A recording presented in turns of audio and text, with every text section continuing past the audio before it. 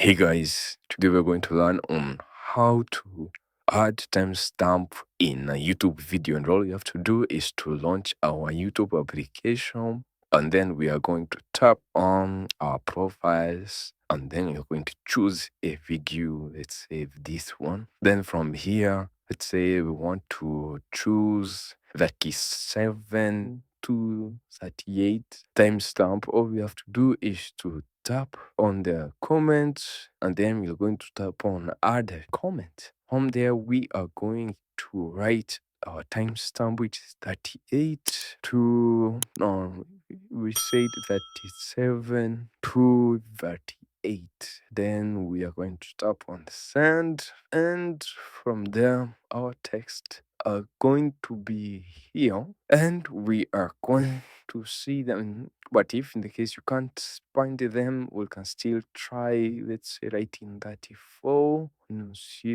to 39. Then as you can see, our comment has been added, and as you can see, this is where we are, which is 3400 to 39.32. And thank you guys for watching this video. Please do like, share, and subscribe, and I'll see you guys on the next video.